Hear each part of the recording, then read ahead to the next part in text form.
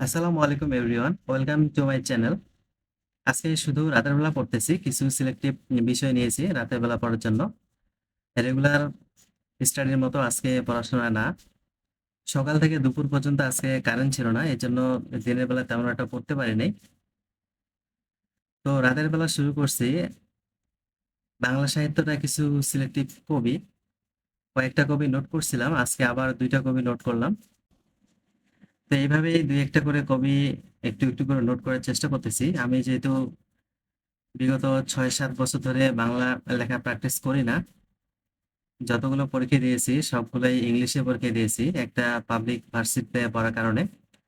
বাংলা লেখার প্র্যাকটিসও তেমন একটা নাই। এই জন্য চেষ্টা করতেছি বাংলা কবিগুলাকে একটু একটু করে লিখে পড়ার জন্য।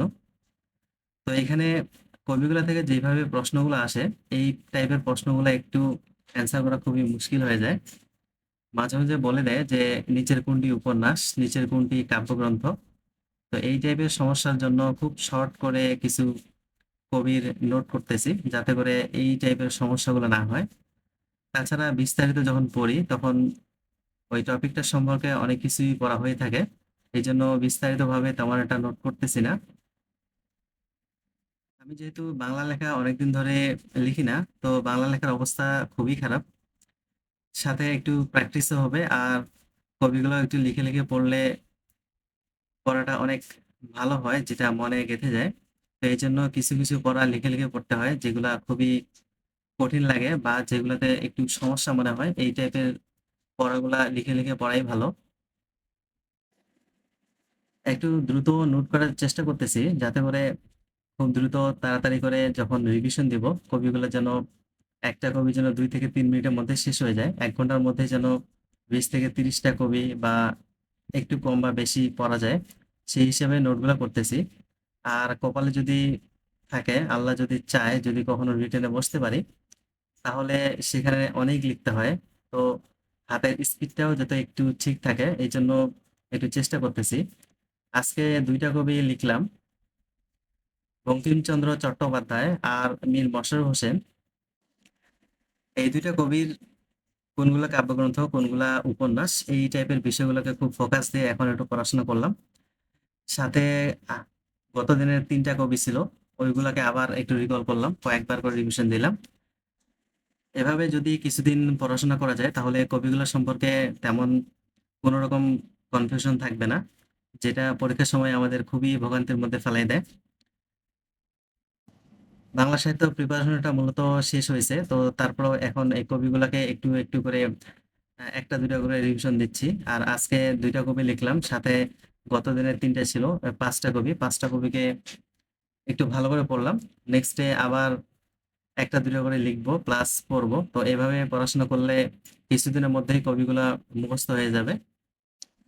বিসিএস এ বাংলা সাহিত্যে যেহেতু হিউজ নাম্বার, তো এখান থেকে একটা ভালো নাম্বার ক্যারি করতে হবে, যাতে করে পরিচিত বা বিখ্যাত যে কবি সাহিত্যিকগুলো আছে এদের থেকে নাম্বার যেন কোনো ক্রমে মিস্টেক না হয়ে যায়। আদার্স অন্যান্য কবিগুলা থেকে দুই একটা প্রশ্ন যদি অন্যরকম এসে থাকে, তাহলে ওগুলা পারা একটু মুশকিল হয়ে যায়। তো ওইগুলা আপনি না পারলে অন্য কেউ যে পারবে তার কোনো সিউরিটি নাই। বাংলা সাহিত্য থেকে কবি সাহিত্যিকগুলো মনে রাখাই সবচেয়ে বেশি দুরূহ।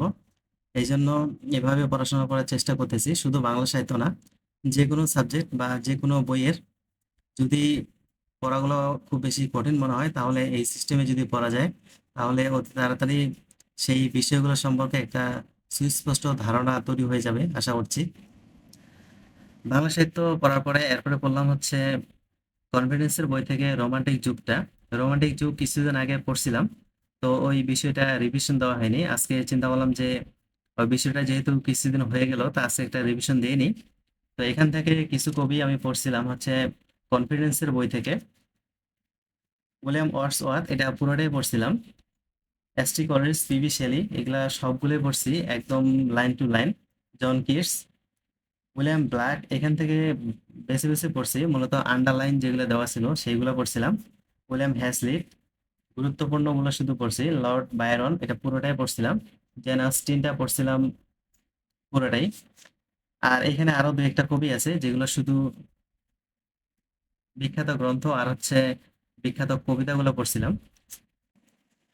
বাংলা সাহিত্য আর ইংলিশ সাহিত্য মূলত একই ধরনের প্রিপারেশন। এইগুলা খুবই গ্যাঞ্জামের একটা বিষয়। এখানে আপনার হচ্ছে কবি সাহিত্যগুলা কে কি লিখছে, কাব্যগ্রন্থ, উপন্যাস, কবিতা, এই জিনিসগুলা মনে থাকতে চায় না। এই জন্য আমি অল্প অল্প করে পড়তেছি, একটা করে যুগ পড়তেছি, কিছুদিন আবার গ্যাপ দিচ্ছি, তারপরে আবার ওই পড়াটা রিকল করতেছি। এভাবে পড়াটাকে মনের ভিতরে গেঁথে নেওয়ার চেষ্টা করতেছি।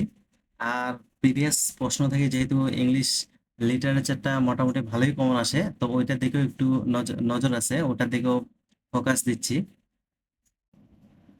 বইটা ভালো করে পড়ার পর তারপরে যেহেতু নোট করছিলাম, তো নোট খাতাটা বের করছি। এখানে 4টা কবি নোট করা আছে আমার। খুব বিস্তারিতভাবে নোট করা আছে, কয়েকটা বই থেকে বিষয়গুলো নোট করছিলাম। তো এখানে রোমান্টিক যুগ থেকে নোট করছি 4টা কবি। এই 4টা কবি খুবই গুরুত্বপূর্ণ। প্রশ্ন যদি আসে তাহলে এই 4টা কবি থেকে আসার সম্ভাবনা সবচেয়ে বেশি। কবিগুলো হচ্ছে William Wordsworth, PB Shelley, John Keats, ST. Coleridge. মূলত এই 4টা কবিকে এখানে আমি একটু বিস্তারিতভাবে নোট করার চেষ্টা করছি। আন্তর্জাতিক থেকে পড়লাম হচ্ছে প্রণালী। তো এখানে প্রণালীগুলা খুবই কঠিন মনে রাখা, যেটা একদিনে অনেকগুলা পড়লে একটাও মনে থাকবে না। তো আজকে আমি একটা পেজ পড়লাম যেখানে 4টা ছিল। তো এই 4টার মধ্যে আছে জিব্রাল্টার প্রণালী, ডোভার প্রণালী, ইংলিশ চ্যানেল, হরমুজ প্রণালী। মূলত এই 4টাই আজকে মুখস্থ করছি। প্রণালী মুখস্থ করার জন্য যদি আপনার কাছে ম্যাপটা থাকে তাহলে সবচেয়ে ভালো হয়।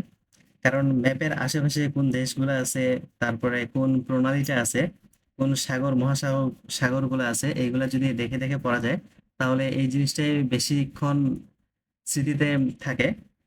তো একটা প্রণালী যখন পড়বো তখন ওইখানে আশেপাশে কোনো দেশ আছে নাকি, সাথে কোনটার সাথে যুক্ত হয়েছে, কোন মহাসাগরের সাথে যুক্ত হয়েছে, আবার কোন মহাদেশের সাথে পৃথক হয়েছে, এই বিষয়গুলো একটু চিত্রতে যদি দেখা যায়, দেখে দেখে পড়া যায়, তাহলে এই প্রণালীগুলো মনে থাকবে।